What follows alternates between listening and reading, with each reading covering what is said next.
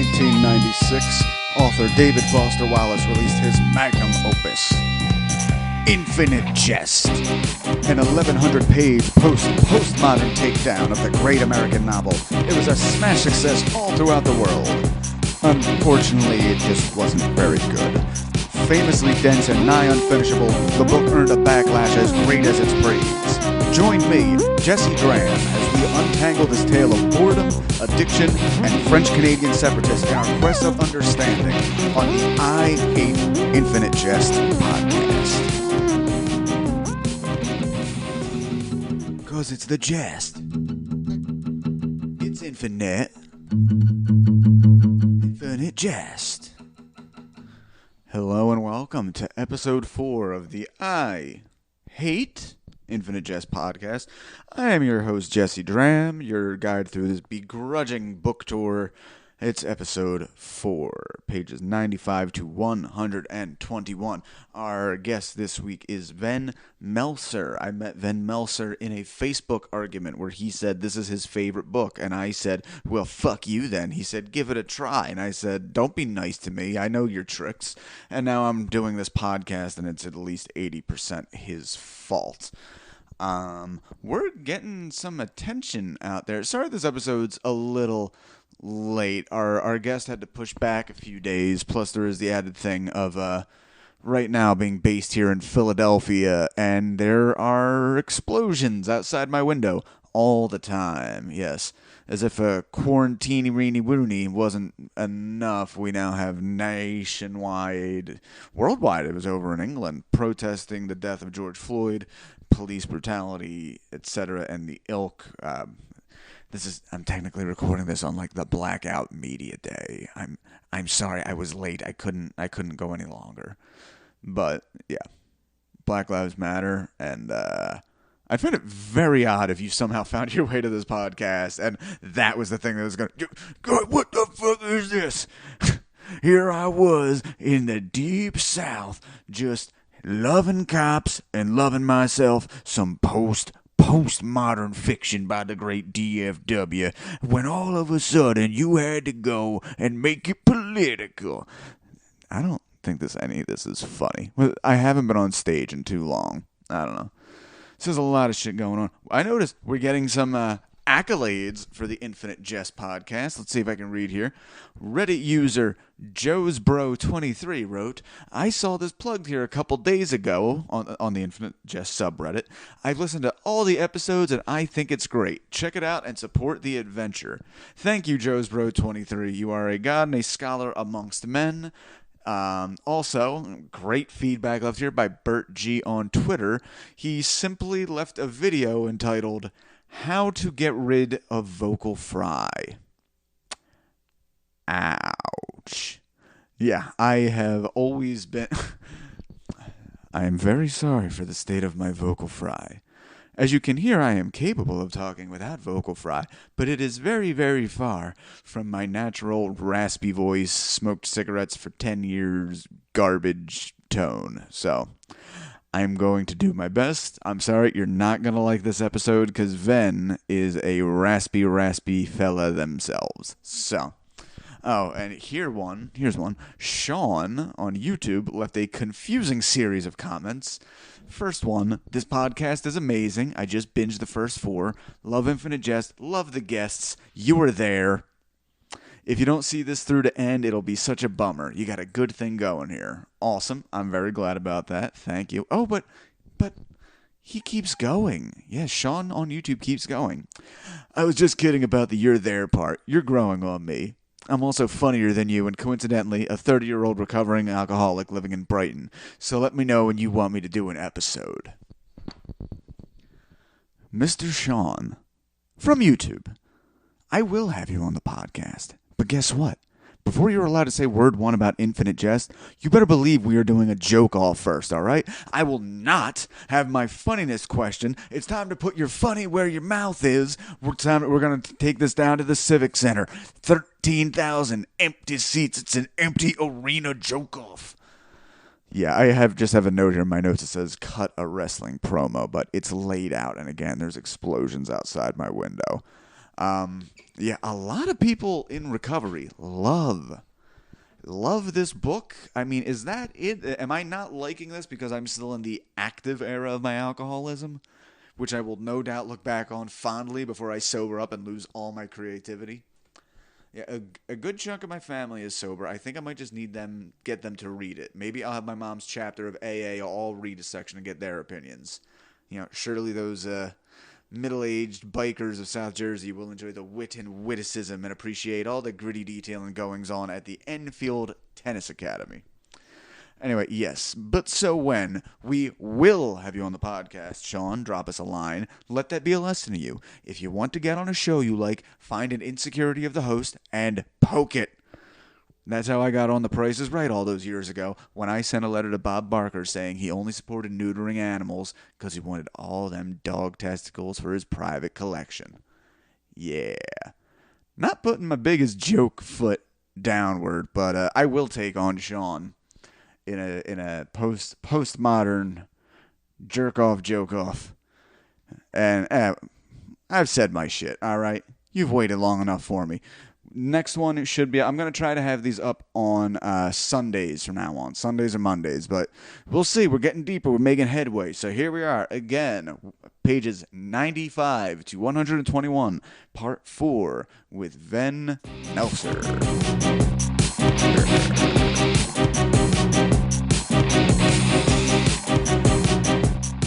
Okay, and we are recording our episode today, pages 5 to 21, and our guest is Venn Melcer. Venn, how are you doing? Oh, Melcer. I mean, like almost Melcer. like Meltzer, but with like like an SC. Okay, I've always been hard with hard. I've always been confused with the hard and soft C's. So Venn Melcer, my mistake. Actually ties in because you're the first person I'm having on this show that I have not met personally. You and I met arguing about Infinite Jest in somebody else's Facebook thread. So yeah, I believe it's actually Katu who was she on here last week? I haven't got a chance to check out the new episode. She was on the last episode. You're probably not going to like it because we just ragged on it the whole time, but it was a lot of fun, I thought. That sounds like Katu. Yes, it does. All right. Venn Melcer, tell us about yourself. How are you? Where are you coming from? You got anything to plug? From New Jersey, just some random guy who's a big Infinite Jest fan. And I'm not sure if you can hear my dog barking, but big dog fan. Okay, nothing to plug. Big dog fans here. Yeah. Like I said, nothing to plug. I'm just that's why she's barking. There's another dog outside. I'm just a very big eclectic Infinite Jest fan. I read it when I was like 17 and have loved it since. Okay. So what exactly led you to it in the first place? I feel like everybody has their own kind of entryway to this book, particularly as young as you were, 17. I didn't give this a try until I was in my early 20s. That was when it found its way to me. So I find that's the case with a lot of people. I ended up reading it for kind of a silly reason. So I used to be a fan of John Green when I was like 14 or something. Okay. And I was a fan for a couple of years. And in one of his videos, he mentioned liking David Foster Wallace. And so I was like, who's that? And kind of Googled him. I thought some of his quotes were interesting and didn't quite understand the description of the premise of Infinite Jest. I was like, so it's about a tennis school, or which is like that's the like that's everybody's response to the premise is like right. wait so like I don't get it. Like there's drugs, but it's a tennis thing, and right. So like okay, it's Degrassi at a tennis academy. Okay, sounds weird. I'll give it a shot. Yeah, like so I ended up buying it as losing interest in like YA novels. So it's kind of nice to find it at the time because I was starting to get like skeptical about John Green and that whole circle of literature. And then those dogs are rallying out. It's more so mine. She absolutely loves other animals and people, and when she cannot play with them, she gets like sad. She'll whine at me and be like, "Why can't you take me down to meet this random dog I don't know?"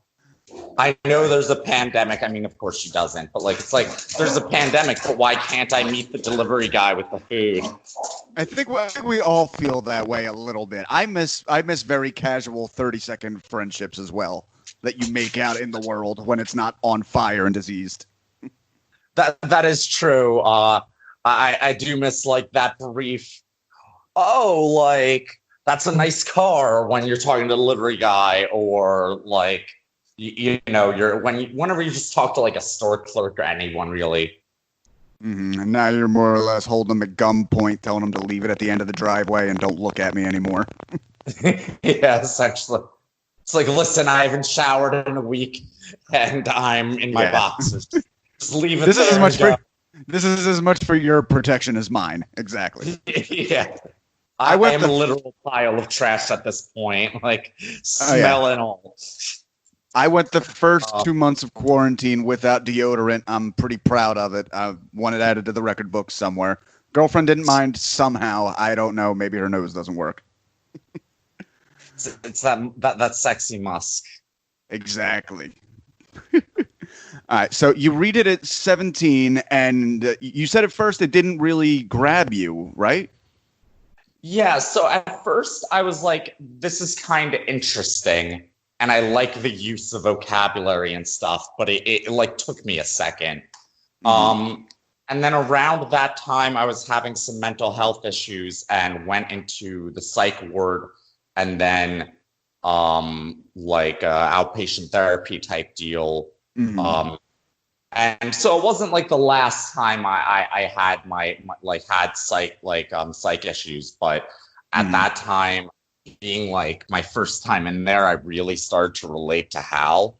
Okay. I was also doing I was fencing 5 hours a day, 6 days a week. Wow. Yeah, I related to him a lot because I was always an avid reader. I was fencing an insane amount. I had just started smoking weed, and it felt like my only escape from all that. Just the character as a whole, I relate to a lot. And when I was in that mental state, Hal made me feel less alone, Right. It sounds like it hit you on a lot of very specific pressure points right there. That's kind of amazing that you would even have that much. It would have to be specifically at that point in time for you to relate to that much going through it, needing that kind of. Pretty much. I was also applying to colleges at the time, which, reading the first chapter, right? Obviously, and that's where it hit me. It just the next 2 or 3 parts took me a bit to kind of get through. Okay. I will say that as I got closer to the end, I started reading it faster. Not just because I was used to his writing style, that is part of it. Mm-hmm. But you know how you were saying as it goes on, you're seeing more of that prose-like writing.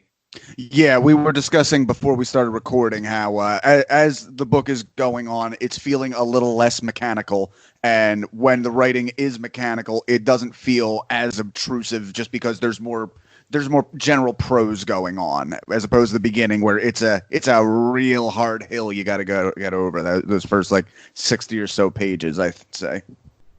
And I think part of the reason for that is he's Jade Foster Wallace is a really big fan of Pynchon. So a lot of his writing is very dense like that, kind of in an attempt to not directly copy, a pastiche, to do a pastiche work. Gotcha. Okay. And due to that, certain parts will be very dense, but whereas pretty much every line out of a Pynchon novel is some beautiful metaphor, he's trying to do that, and it doesn't come out in that same voice. Right. I remember reading the crying of Lot 49 and thinking, wow, this like AA for lovers kind of reminds me of like a mixture of the UHID and Infinite Jest and a couple other parts of it, like with the nature of obsession and all that.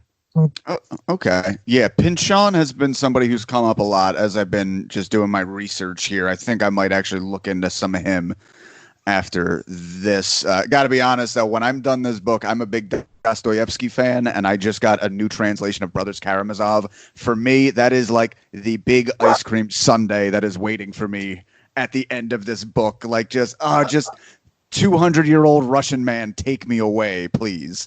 But it just is based off the Brothers Karamazov, right? He says that. I don't see it. I mean, there's a little bit of fathers and sons here.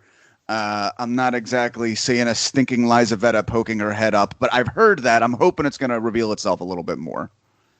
When you get more into, up until this point, I feel like they haven't gone too much into Mario and Orin yet. Right, like the literal end of today's episode is we're ending right before Mario and Candenza's only remotely romantic experience ever. That'll be in the next episode. So yeah, and so like as that goes on, you can kind of see the relation better, just due to having more exposure of the actual relationship between all of them. And you also get there's a lot more of himself that comes up, and honestly, some of the parts he is in are like, in my opinion, some of the most beautiful scenes. Oh yeah, my favorite scene is him talking to Don Gately in like the mid 800s. Okay, definitely not there yet. The only thing I know is coming up in a few episodes where himself's father, James and Candenza Sr., his chapter where he's talking to his son, that's the only one I've had a guest specifically request, like, let me do that episode. So I'm really looking forward to that one. It's an absolutely amazing chapter. The whole kind of drunken rambling of it is very, I want to say there's like a very Joycean detachment of all the dialogue. Okay. And it's like very stream of consciousness more so than a lot of other parts, because it really does give you that feeling of like a drunk man just rambling on. But I also think there's some really good quotes and like interesting wisdom in it. Okay. Well, maybe we get a little further into the book. I'll definitely have you back. We could talk about some of those. For now, let's crack in here. So, starting page 95 in our particular pressing, the sea green and sky blue pressing. If I had the book with me, I'd look up which one it was. But so here we join Hal and a bunch of sweaty young boys in the locker room. It is 4:40 p.m. Their muscles taut and rigid and glistening after an arduous day of tennis. A gym coach struggling with a secret peeks at them behind a set of blinds. Never mind, that's some bullshit I put in there.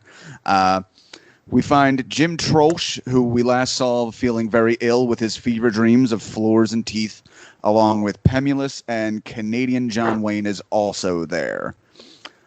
First line I really pick out here, it's a quote, "Ortho Slice and John Wayne seem less fatigued than detached.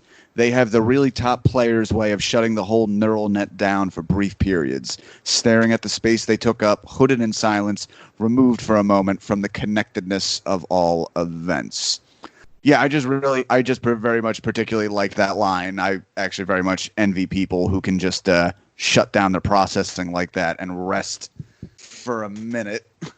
I feel like there's now, I was never at that level at fencing for reference, but there is this experience where, like, when you have worn out your whole body completely, you just like other people turn into like background characters. You are just wholly concentrated on the fact that your body can pretty much not move, and if it does, it just feels numb. Right. I feel like the layman's version of that I feel like everybody gets to a certain degree. If you've ever like moved apartments all in one day and there's just like that exertion of like the truck needs to get back. I'm saying this because I just moved in 3 months ago. It's still fresh in my brain, but just that contentedness of bodily exhaustion that we really take for granted if you don't get it very often, and just how the world kind of melts. Yeah. I do like how he phrases that, because one thing I find Wallace does a lot is will take something completely mundane and give a very interesting and sometimes prosaic description to it. Mm-hmm. Like, I feel like a lot of people have, to some degree, had at least once a moment like that, but it's just something that is not directly spoken about. Right. Like sometimes all an experience really needs, because I feel like that's an experience everyone has had, but you need like that poignant description thrown at you to actually appreciate the moment you were in. Because at the moment, you might not have been processing any more than, I sure am tired right now. But then to actually read that afterwards, like, oh, okay, that fits me like a warm blanket. Okay. I feel like sometimes Infinite Jest can be like an exercise in self-awareness. Mm-hmm. There's like there are a lot of parts of it where it's kind of like just introspective during times you otherwise wouldn't think that. Right. Something I really like about this chapter, and that I actually marked it on my first read through for, is there's a line, and I have to find it specifically. I think it's on 112, but I could be wrong. Where they talk about. Oh, okay. So here it is. And this isn't the whole thing, but he essentially, well, that's the point. How can we be friends? Even if we live and eat, shower, and play together, how can we keep from being 136 deeply alone people all jammed together? And he continues to go into how like the coaches purposely put all this strain and pressure and annoyance on them and are purposely dicks just because they know otherwise they have now they have a common enemy, but otherwise they're all competing against each other.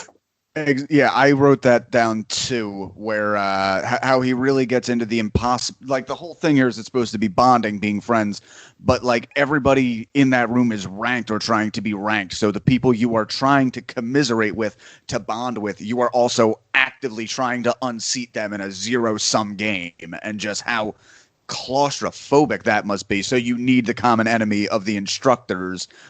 Otherwise, it's just pure, Machiavellian sniping at one another to unseat your closest friends, apparently. Exactly. And if you notice, by the way, I'm sorry if I say that a lot. I have a shit ton of weird little tics and idiosyncrasies. But the one character who doesn't take part in this discussion or this scene, despite the fact that he's there, is John Wayne. Mm-hmm. Because he's supposedly the number one. He's supposed to be kind of like I feel like he's there as the example of I'm the unreachable. I focus not on these people but on myself.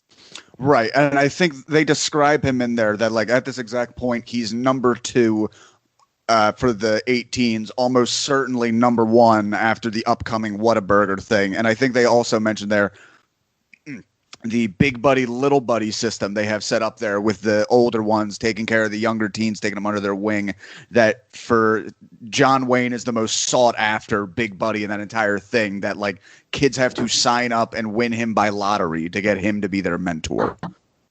Yeah, and it's kind of made clear throughout that he's a very solitary player. You see that, like, I mean, there's other things about him. You could make an argument that he's like quiet and to himself for a number of other reasons as the book goes on. But I'd like to think part of that is to keep that like I want to say that level of like concentration, almost like to a point of navel gazing. Okay. Now I get that. I still don't know that much about John Wayne because I'm not there yet, but we do need to take a little sojourn for a second, just because we're talking about some great lines we like here. However, there's a line in this section that has haunted me since I first read this book. I find when it comes to fiction, the first 100 pages are very important, because if right around page 100 you haven't really liked it yet, this is the part where you start thinking, what the fuck am I doing reading this? And for me, the line right here, nearly 100 pages in, quote, John Wayne, as do most Canadians, lifts one leg slightly to fart. Like the fart was some kind of task, standing at his locker, waiting for his feet to get dry enough to put on socks. I understand that's a joke, but the first time I read that, I had so not enjoyed anything yet, and just, oh my God, I hated that line.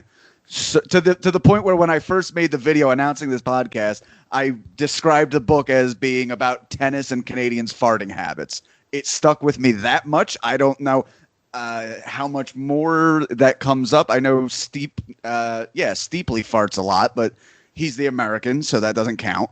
But that one really took me out of the book the first way through.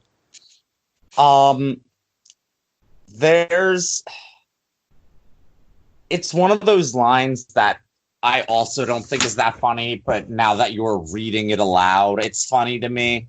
Like, it's odd placement all around. I don't know. We're meeting the kids, I guess, and this is something I know about John Wayne. Number one, lifts a leg to fart. Yeah, strong, silent but deadly type. So something you got to remember is before this was edited, it was actually like 1,500 pages. So there's a lot of stuff in it that like seems a little out of place. And I think one of the great things about its length is that in any book, there will be at least one thing that's kind of out of place. But there's so much to this that, like, you know, you might see a description you don't like, but then 3 sentences later, you're learning about like the internal organs of like an aardvark or some random fucking thing, right? Yeah, like the next thing that comes up after this is they're talking about their classes, and I guess this just kind of shows how important entertainment is in their world. But they're talking about a very important exam they have coming up that's all about how film cartridges work, and discussing cathode guns and UHF picture quality. Like that's the main thing they talk about for a few pages leading into this. Yeah, it's something that when I was first reading the book, it was confusing till I finished it, because not even till I finished it. I'd say it's confusing till a few hundred pages in. Because once you start to learn more about himself, which comes up within the next you get some good scenes with him in the next 100 or so pages. You see like why there's so many classes like that there. Okay. There's also some of like Hal's assignments you get to read too. And even the classes that are like not about like, for instance, the technology behind these things. Like there's a point where you get to read his essay on like Hawaii 5-0 versus a different police procedural sitcom type show. Or not was it Chips? Was it Chips? I'm trying to think of ones from the time of the Hawaii Five-0. Sorry, I interrupted for no reason there. My bad. No, it's fine. I'm trying to remember too. I think it's like I think it was one of the procedurals where there were like it was like a buddy cop procedural. Okay. But I'm having a hard time remembering exactly. But basically, it's like him going into the philosophy of it and the effect of shows like these on America and why they were created during that specific time in America and so on and so forth. And yeah, it's kind of an interesting look at like, okay, so a lot of these classes are media focused, but this is like an actual, like, if I read a student at 17 who wrote this, I'd be like, he is really well educated. Okay. Well, that's good. I like knowing that that's coming down the pipe there because, you know, they kind of hint at some of his stuff. I believe it's actually the very first chapter where they're talking about some of the essays he wrote. So it's nice to know we're going to get to delve into them a little bit there. All right. I have a note here that the boys give Hal a series of nicknames such as the Halster, Halorama, Halation, which I actually, that's such a small detail, but I like it a little bit because it's the first time these kids actually feel like kids a little bit, just because I don't know about you, but I remember middle school and high school. A lot of the communication was primarily in just like, you know, weird, like that comes from SNL, Rob Schneider's character, like, you know, making copies, the Jonester. And like, yeah, most of my middle school and high school, we just spoke to each other in Austin Powers and wrestling quotes for all 4 years. Yeah, and you can kind of see like it's not just how like they also do that for Pemulus in this scene, and so it's kind of they remark that Pemulus and Hal are especially close throughout the book, and I think this is like a good example of that because those are the only two that get nicknames. Like you don't see them going like. And of course, everybody else has their own thing, like Slice's Darkness, but the only ones getting like silly, ridiculous nicknames in this situation, rather than like, you know, Postal Weight. Right. Wait, which one was Postal Weight? That came up. I could not pick out who it was they were talking about. It's one of the three like younger kids in the Big Buddy system. Okay. Yeah, and his last name is like Postlewat or something like that. Oh, all right. Or like Postleweight or something along those lines. It's weird, and so that's his nickname is Postal Weight. There's another thing that's interesting about this chapter that I don't think we've discussed yet too is Meredith and Steepley. I think this is one of their first introductions. Yeah, this is the second time we meet them. The first time we meet them, it's really just a lot of details of, you know, Steepley looking ridiculous and he has cockeyed tits. And they discuss that Moraith is a double, triple, possibly quadruple agent pretending to pretend. But we do get into them a little further here. Let's see. Yeah, I have, they're arguing about epic historical romances. They're just hanging out on the hill in Tucson at this point. Moraith in his wheelchair, Steepley still dressed as a grotesque approximation of a woman. Yeah, what did you want to say about this section? So I have to double check the specifics. If you hear my dog whining, my mom just got home and she sees her. So one of my favorite things actually about this area, with the whole legendary loves, is there's a very specific reference here. He says, Kafka and that poor girl afraid to go to the post box for the mail. Mm-hmm. And that's actually a very interesting and specific reference. There's like this old... Like, nobody knows if it's a confirmed, like, if it's true or not. There aren't a lot of historical sources on it. This old story about Kafka, and that's a little bit before, like, a couple of years before he died. He was walking through through a park, which was, like, his daily routine. and he saw a young girl crying because she lost her doll. So he looked all over the place, tried helping her find it, and they couldn't find it. And he said, "But don't you know, she's on an adventure. She's traveling the world. And actually, she's been sending me letters telling me about her trips." And so there was like a period of time where he was sending her fake letters from the doll. Oh, God. Okay. And yeah, and so the little girl legitimately thought the doll was traveling all over the world, and these were, like letters from the doll. And then I believe it ends with Kafka getting her a new doll that looks different, with a note saying, travel has changed me, but I promised I'd come back, or something like that. Well, that's amazing. Is that from is that from his novels or his diaries, or like, I understand why it'd be tricky to pick out, because if I recall correctly, all his success was pretty much posthumous, wasn't it? Yeah, most of it was. He was an anarchist and a womanizer, and also a German Jew, like 10 years before the Holocaust. So I thought you were going to say an anarchist and a womanizer and a German Jew 10 years before it was cool, but Holocaust is just as good, I guess. No, I did not say that. I did not say the Holocaust is as good as anything. It is bad. I will edit this. Sorry, you were saying?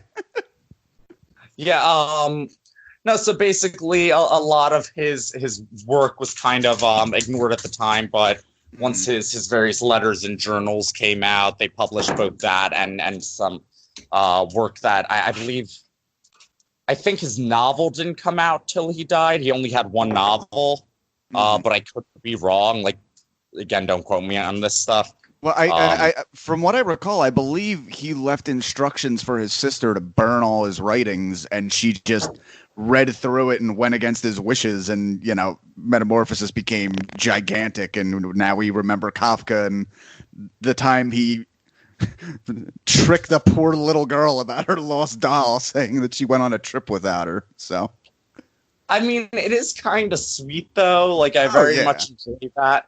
It took me a little bit to find out what that was about, but I do think it's kind of interesting that he included that, especially because I don't know if he ever directly said it, but I get the vibe that Kafka was one of his favorite authors. He referenced him a lot and taught classes on him. Yeah, Kafka's one I have not read much of. He's definitely going to find his way onto my to read list in the near future. But yeah, I see when they're discussing the back with Moraith and Steeply, when they're discussing the romantic loves, the big argument, they're having a very waiting for Godot type conversation here, which might be their entire purpose. Again, I haven't read this book the whole way through. I don't know. But they're having very much an argument where Steeply is very much arguing for love as a grand purpose, and Moraith is arguing patriotism. And one of the big things they point out there is Steeply's making the argument like, well, think of, how Lancelot went to the ends of the earth for Guinevere and Helen of Troy and Paris, which Moraith immediately shits on and says, like, no, Helen of Troy was the excuse. The Greeks attacked Troy for excessive sea tolls. It had everything to do with commerce and nothing for love.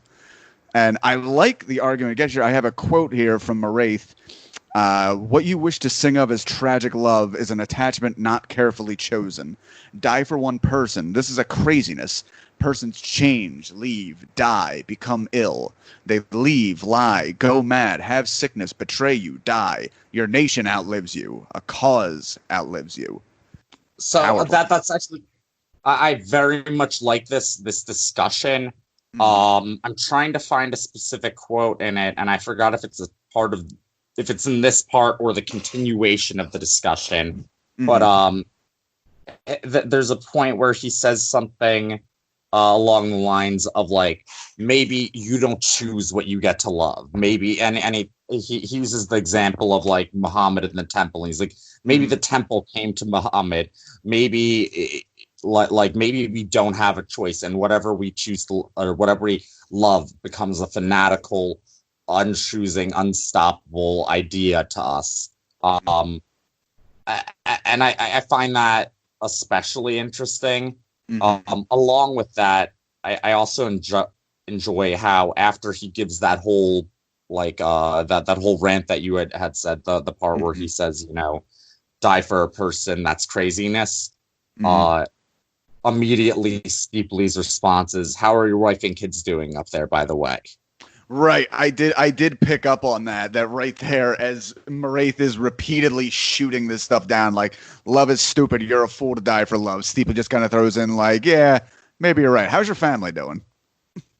Yeah, which I think is especially poignant because this is really where he talks about the whole double agent, triple agent, why he's doing this thing. Right, we're still not sure of his where his loyalties lie. We know his wife is sick and requires money for treatment, or so we believe, and he's playing one side off of the other, or is he? Yeah, he actually has another response here to Steeply that I wrote down after Steeply asked if love isn't a pure motivation because it's instinctual. Moraith replies, in such a case, your temple is self and sentiment. Then in such an instance, you are a fanatic of desire, a slave to your individual, subjective, narrow self-sentiments, a citizen of nothing. You become a citizen of nothing. You are by yourself and alone, kneeling to yourself. Man, that is some... It's spoken very well, very poignantly, but that reminds me of a lot of 14-year-old, it's not even about anything, man. I'm not even saying that as a criticism. I'm saying that as the feeling. I feel gross remembering that feeling of just like, yeah, you only love people because it feels good, and that makes you selfish still. And I think that's kind of part of the point of that exact line, the whole "how's the wife and kids" thing, is just to point out how jaded and ridiculous Marith's being, because right. who would become a triple or quadruple agent to get a cure for his wife's sickness if that wasn't for love? That's and so I think it's very much supposed to be kind of like portraying the difference in philosophy and nationality and mindset between these two characters, regardless of what faction they're with. Right. So what we had next, we have the big footnote here, which is all about the Quebecois guys losing their legs. If you want to take the lead on this and describe this, actually, my notes on this weren't great. All I have is, a chicken, a Canadian brand of chicken involving young men leaping in front of trains and either surviving or getting their legs cut off, which tends to contribute to the numbers of the Quebecois wheelchair assassination squad. So, for reference to listeners, this is actually it is not the longest footnote. I believe the longest footnote, or endnote rather, is like 20 pages or something.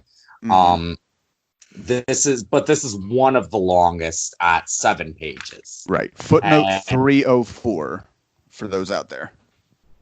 And it's also not the only time we see it. So in this part, it's actually footnote 45 that refers you to footnote 304. Correct. And and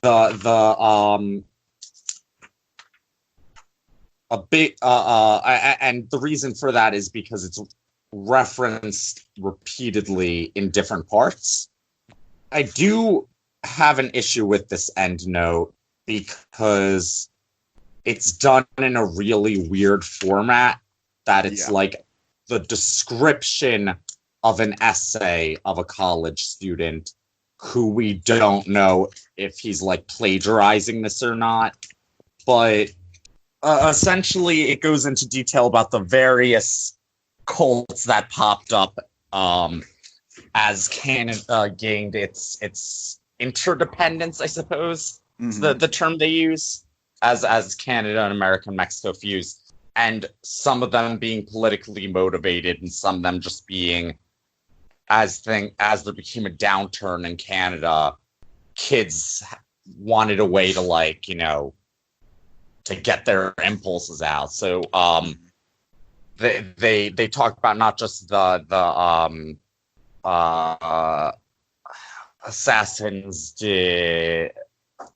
I have to check the thing. The name of the Canadian separatist extremist group, Les Assassins de Fatal Roulants, or AFR. So the primary purpose of this is to go into their origin, but they also go into all these different cults and groups in Canada, some of which being political extremists like the AFR, but some just kind of give you this idea of this near suicidal mindset of Canadian teens at the time. There's the one cult that's the cult of the airless kiss or something. I have to double check that too. I skim this footnote every time and note every time. I've read it 8 times because they have it in the book that many times. So the first time I was okay, I'll go through it in detail, and then after that I was nah, I'm good. Yeah. As far as some of the longer endnotes do actually have some interesting stuff in them. This one's kind of just a bunch of blocks of text. I'm having trouble finding the name, but essentially one of the cults is based around kiss, two people kiss and have to hold in the air and kiss for as long as possible. Oh, okay. Yeah. So I remember it now. It's very specifically an endurance test of forcing the carbon dioxide back and forth into one another without ever taking a gasp for air and seeing who can go the longest. Yeah, and I believe whoever passes out first is the one who loses. And there's supposed to be a romantic element to it at the same time. But yeah, sorry for interrupting. Continue what you're saying about that. Oh, no. That was it. It just set off the memory that I remember that specifically, where I don't think it went as far as taping people together. It's actually reminiscent of in the previous or 2 chapter when Orin has that vision of his mother's face duct taped onto his own as a helmet while he plays. It is to a degree. What, if I remember correctly, and this is a bit of a spoiler, but I'm going to say it anyway because it ties into the discussion, so I'm sorry about this. That's fine. Put it out there. It's also Infinite Jest, so you really can't. It's not a book you can really spoil. But spoil away. There's a chance that Avril had connections to some of these cults. How could you spoil that? You ruined the whole fucking book. Oh my god! I'm fucking with you.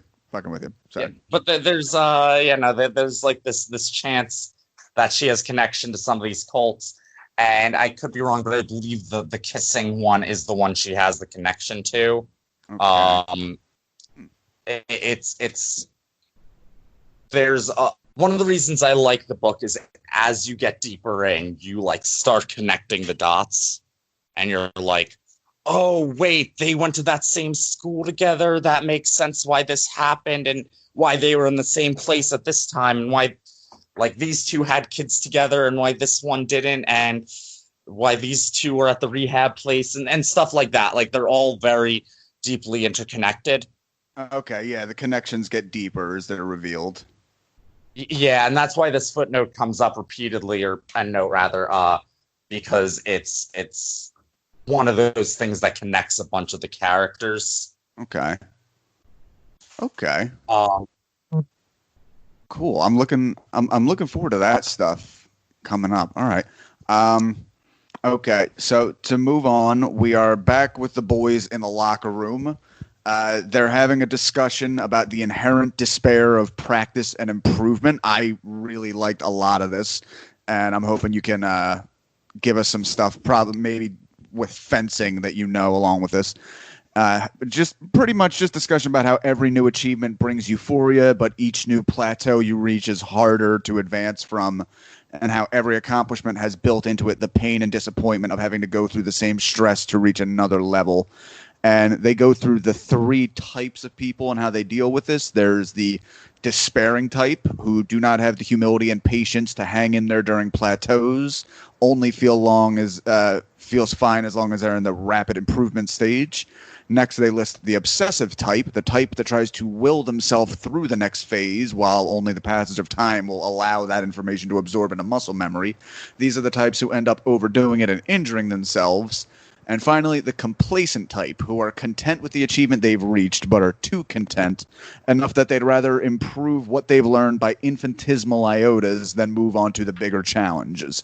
Eventually, everyone else catches up to them, and they are destroyed. I really dig that, and what John Wayne's going to go into a bit more here, just about the acquirement of skill and what goes into that.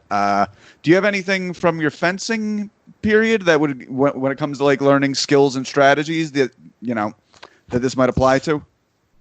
I do kind of I can relate it to that in a certain way. Those three types do exist in reality, and they also have direct lines to the characters in this chapter. So, if they go into the specifics of each character's life, or not the deep specifics, but they go into a lot of the characters' current standings in this chapter, as far as like their skill at tennis, and each of those character types gets covered here. That whole, trying to keep going till it gets into your muscle memory and then hurting yourself. The amount of people I saw who had like special wrist things on to make sure they didn't rub any more cartilage off. Like that happens all the time in sports. The complacent type, which is supposed to be connected to Pemulus in this case. Okay. The whole thing that he's the one who's significant. Like, I think they even mentioned he's the only one who's not in like the top 64 continentally for 18 and under. And how like he used to be good. He has like perfect lobs, but he can't like. The lobs is a different part, but they go into a few parts. He is infinitesimally good at one part of tennis, but got passed up in pretty much every other part. Right. Hal injured himself on the court and still plays. They talk about his like hurt ankle or hurt knee. The reason I'm bringing up the specific characters that this relates to is because you will notice specific people having specific reactions. Like these character archetypes go towards specific personalities, not just like that's how I play the sport. I'm stubborn. I'm a stubborn asshole. I was the asshole who did not like doing drills with other people, but you would see me practicing, like doing like one-person drills for like 3 hours till I couldn't move my arm anymore. Whereas there's another person who really liked fencing but never practiced properly, and he ended up losing most of the bouts we had, and I refused to practice with him because of his complacency. Like he was one of the main reasons I wouldn't practice with the others, because there weren't a lot of épée fencers. And this kid was like he would like hold the sword out and not move it when you did the drills. Like he just kind of stood there. He didn't take any of like the boring parts seriously. So this reminds me of two personal stories. Number one, I'm a big fan of billiards, of pool, but I never went through any of the disciplines to like get good at it. There was a period of time where I was living in San Francisco.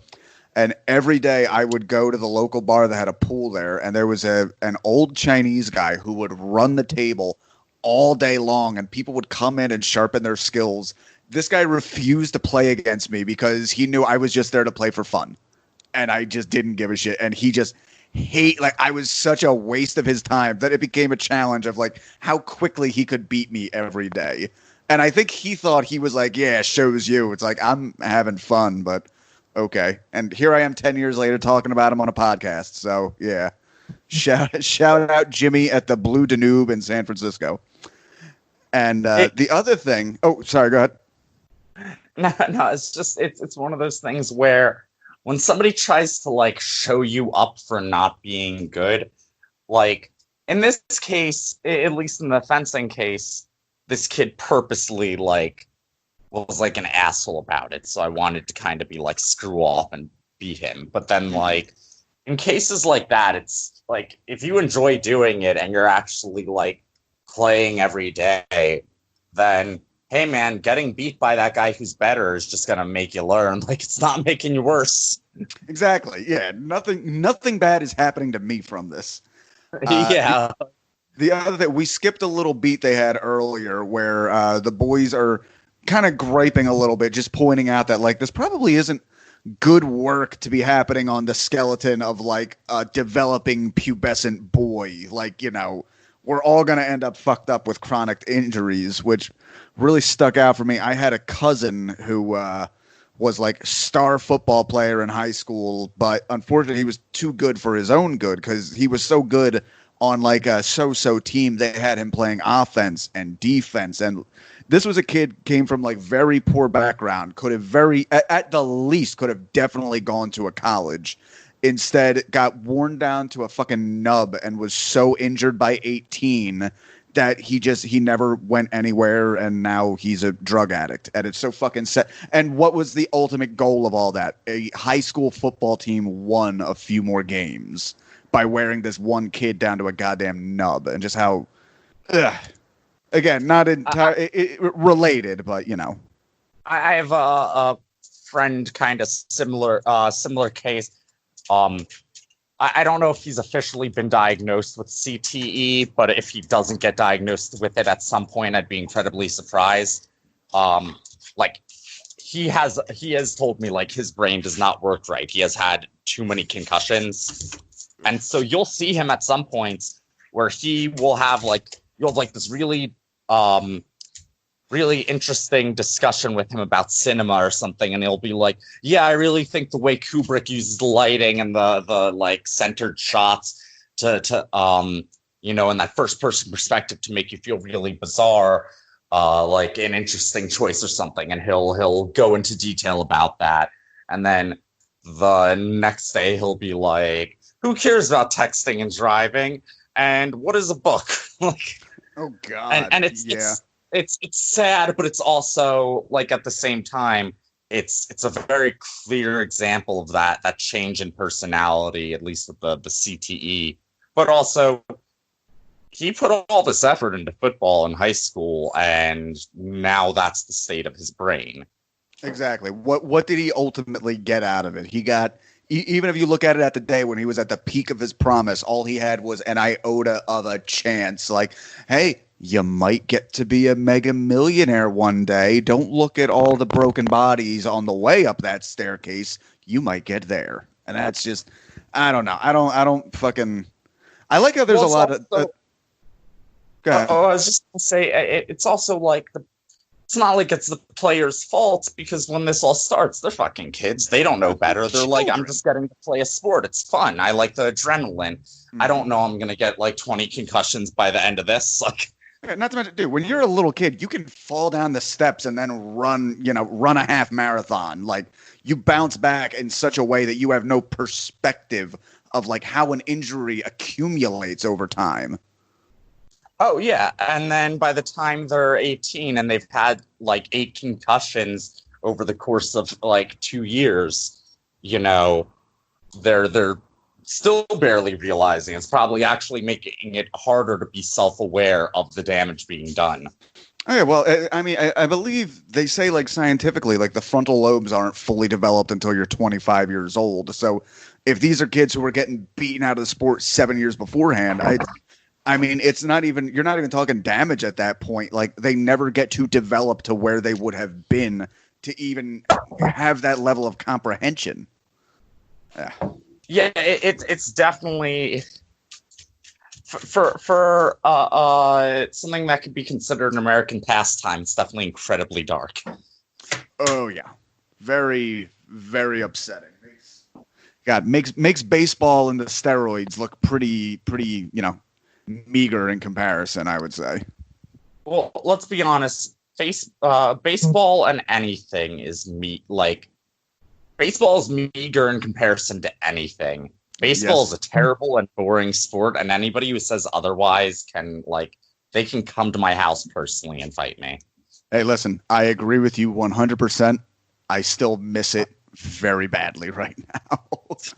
I'd give anything for any excuse to just stand in an open air stadium with my girlfriend and just stick hot dogs in my mouth and yell at people wearing the color jersey I don't like. Just good old Americana. It's just whenever I've been to a baseball game, all I can think is, so he got to run in a line for a little bit? Cool. When does he get to run again? Maybe if the other guy hits the ball. Hey, you know what? He earned running that line. He earned running that line so much that a major stat is earned runs average. Okay? He earned that shit. Okay, let's keep going with this fucking book. A little bit more on the same subject. John Wayne goes down the virtues of being machine-like.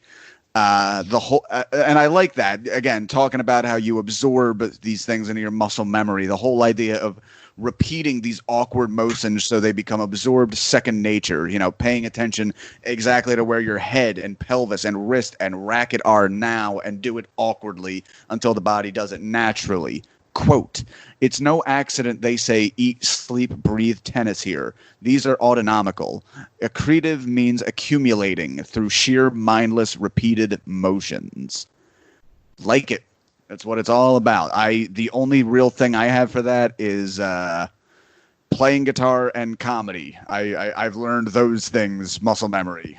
Nothing too physical. I am definitely an indoor boy. But still, good things to know.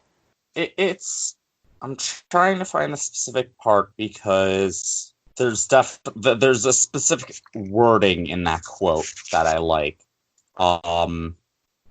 I think I'm going to start. Go ahead. I was just going to say, I essentially the idea of it becoming autonomous, it is really interesting.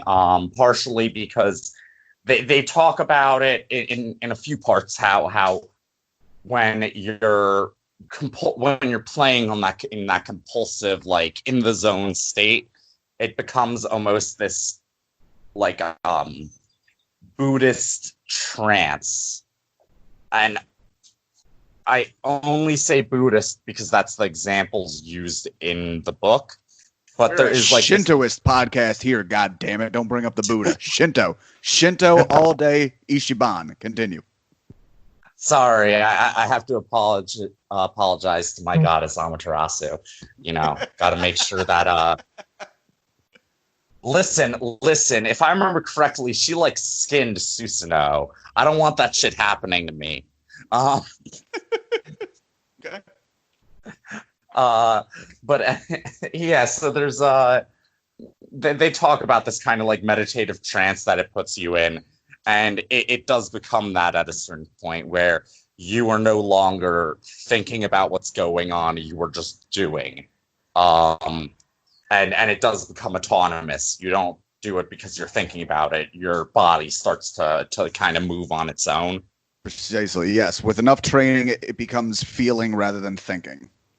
Yeah, I mean, I'm sure as somebody who plays guitar, you've had moments where you're not even really thinking about playing the song. Your fingers are just, the song well enough that your fingers just start moving.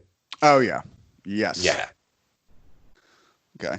And so to wrap it up here, we started the chapter with farting. We're going to end it with farting. A little buddy asks specifically, what do you do if you desperately need to fart during a match? Moreover, what to do if the fart is possibly more than a fart. Stice responds, you suffer with the fart. Earn the discipline of holding that gas in your gut. Quote, I make an iron rule. Nothing escapes my bottom during play. Not a toot or a whistle. If I play hunched over, I play hunched over. I take the discomfort in the name of dignified caution. And when it's especially bad, I look up at the sky between points and I say to the sky, thank you, sir. May I have another? And his littles dutifully write down that important life story. That's a nice little chunk there. Do not give into the fart. Words to live by. Something that just before we finish, I think it's a lot of times because the like complex writing, the large words, the overall density of it, you can kind of forget that these characters are teenagers, right? And so I like that part because it like brings you back to be like these kids are like 16 and 17. Mm-hmm. But yeah, I don't nothing to say. That's fine. We ended it on farts. I see nothing wrong with that. Venn, thank you very much for this. This is part 4 we have gotten through, pages 95 to 121. We started with farts, and goddamn, we're gonna end with farts. Yeah, dude, this was a lot of fun. It was good. It was like I said, it was interesting having somebody I've never actually met in person on here and having an in-depth conversation based only on we argued on a Facebook thread one time.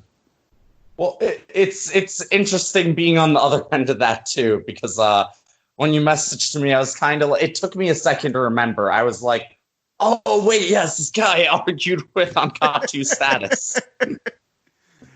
Yeah, that's me. I'm doing a lot of. If only all Facebook status arguments could end as well, especially in these days when I'm in Philadelphia right now and I've just been hearing explosions outside of my window for 3 days now. So. A lot of Facebook. What? I was just going to say, there's a lot of Facebook arguments spilling into the streets right now. There's a Facebook argument I had that I really didn't want it to become an argument. I made a joke about these baby boomers commenting on a friend's status, and they all got really angry about it and posted oh, poor millennial want to pacify or something or poor Trump hater want to pacify. And I was like, listen, I was joking around. I really don't care, but I do think that it's kind of condescending to put that there as though I'm saying this because I hate Trump and not the specifics of your views. Right. And they kept trying to argue with me about it and make these insults. And I was like, wait, aren't you the guys trying to say us millennials and leftists are too sensitive? They're still commenting too. I stopped commenting yesterday. They're still talking about me. It's still going. Oh god. Yeah, literally when I was setting up for this podcast, I actually got a little distracted because I got a text from my cousin that somebody was being mean to my mommy in a Facebook thread, calling her dumb for saying Trump is a terrible leader. So that was I was very fired up coming into this, but it was fun though, because when you're fighting with these very blue collar idiot guys, they're so easy to fuck with. Just oh, somebody misses his daddy and he picked out a man in a suit to say, hug me, daddy. Tell me they're so bad people. And yeah, he doesn't care for me, but fuck that guy. There's Scott R. Thompson. You'll never listen to this. Fuck you, Scott R. Thompson. You are a loser. That hat makes you look like a dickhead. I'm sorry, you were saying? There's this girl who was posting a status about how she's like, isn't it a bit odd that, or it doesn't seem kind of planned that the pandemic is happening in line with all these protests and riots and all this other shit. And and then people were commenting yeah, it does seem kind of planned. Maybe that's the point. And I was like, this is the stupidest thing I've ever seen, especially considering a man fucking died and that this is an issue in communities across the country, and that the pandemic has killed hundreds of thousands of people. Like, I get the urge to look for a reason why all of this is going on. Like, people want someone to blame. They want to go, oh, it's not just random violence and shitty people, but some sort of cabal. But the fact that they're hitting it from every single angle, like every single side has something they can tack on to the looters. Like, it was George Soros. Oh no, it was white supremacists. No, it was undercover cops. No, it was fucking whoever. It's like, oh well, no matter what this is, it's all shit that you cannot prove in one way or another. But it's a fun little side argument to really avoid the fact that, you know, this guy got choked the fuck out by a knee on his carotid artery by a guy who did not seem all that concerned about it for 10 minutes. Oh, yeah. And it's like, when people bring up the looting as like a negative thing, to me, it's like, oh, so you think property damage and stolen property are more important than a black man's life, right? Or or to make that issue known. Like, it's, I feel like when it comes to stuff like this, there can be that kind of underlying complicit racism from certain people where they don't directly intend to be racist, but their views do support that kind of thought process. Right. That whole, like, listen, if you and people like you had given more of a shit 20 steps before this, it wouldn't have escalated to this. Like, that's it. It's here because nobody gave a shit in the first place, and it just kept going. And now that... Anyway, this has been the Infinite Jest podcast, the Infinite Jest and looting and pandemic podcast. Will we all live to see the end of this book? It sure doesn't feel like it. But I'm going to wrap it up. I'm just going to quit the recording, and you and I can still chat a little more after that. But okay. Yeah, Venn Melcer, thank you so much for coming on here, man. This was great. Yeah, it was awesome. Thank you for having me. First time on a podcast. There you go. First time's the best time. That's what I hope. Good old Infinite Jest podcast cherry popping here. That's our service. All right, I'm going to stop recording now.